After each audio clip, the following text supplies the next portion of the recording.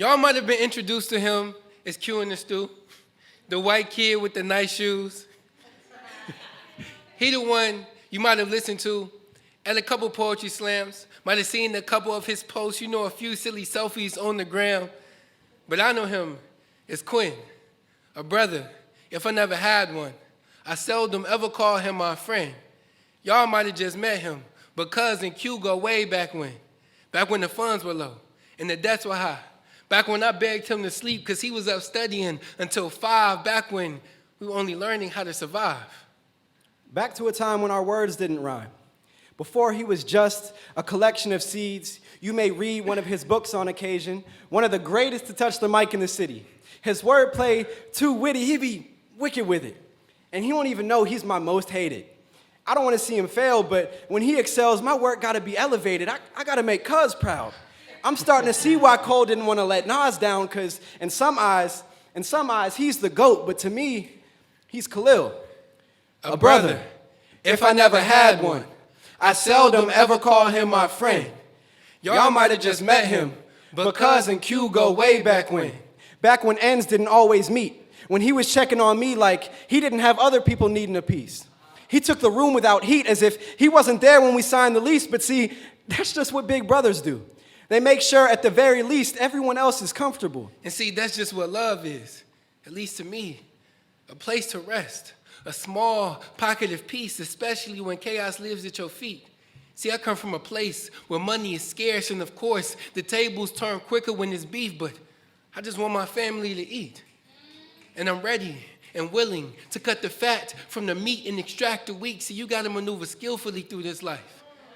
I'm thankful for the lessons life taught me. Whatever I've been able to hand back and whatever Q been able to receive. It's all blessings. Not only what I gave to him, but all the things he gave to me. You see, Q made me his big brother. Taught me about responsibility. Taught me about showing up even when it don't benefit me. You see, being a benefactor works both ways when brotherhood is in question, and with Quinn, it was never one. He was a brother. If I never had one.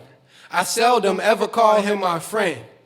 Y'all might have just met him, but Cuz and Q go way back when. Because love is time spent, current, future, or past tense. They say you can't pick your family, but you can be open to whoever God sends. And when he aligns time with that of like minds, I see love as divine intervention. That's why I don't question when love comes brotherly. Even if I don't look like the love in front of me, even if brotherhood has to dish a couple of hits to the chest, I take my licks and put my best foot forward and plant my feet for the sake of the brotherhood I've been afforded. And sometimes brotherhood can be costly. Not like parents fighting over custody, but you still might end up in court. Or corrections, contemplating who's going to receive that collect call when they're the only one you can depend on, and now they share the same cage. Brothers may stray from the nest on occasion. Discussions may become a little more abrasive than just debating, but they learn to navigate that displacement of feelings. They find their way home. They learn to mend the wings of their own and each other. Aviators of some familial flight. You see, real brothers don't fight. They may squabble, fuss, or fall out for a few moments, but they figure it out for the sake of the family. They become siblings of circumstance to the point that love is no longer circumstantial. It runs deeper than the blood they don't share. When camaraderie is in the air you breathe, the sky you make a home out of, the shooting stars you wish upon to fuel each other's dreams, you don't depend on genetics to generate that type of energy. When kinship is discovered naturally and trust is environmentally engineered, you learn to harness the spirit of those so near and dear to your hearts. That fellowship becomes renewable. In other words, it lives on forever. Birds of the same feather often flock together, but for nomads like Q and Cuz, family is only a nuanced term, a placeholder when no other can suffice, like when words like brother stretch further than the association allows, when the bond between blood relatives is plowed by time and distance, there is a stark juxtaposition between those whom we love and those whom we are loved by. You see, family be a proxy, like when words like friendship fall short and the relationship between two people, one strangers, is as clear as water but goes deeper than blood. When care and support are shared, we begin to wear adversity like sweater vests, steel, thumbs up, picture ready, and identity inside one another is nested. Along the way, As you begin to travel, you learn to make home out of lost heritage, which is to say, you learn to pick up the pieces of pain and stop carrying pieces of pride.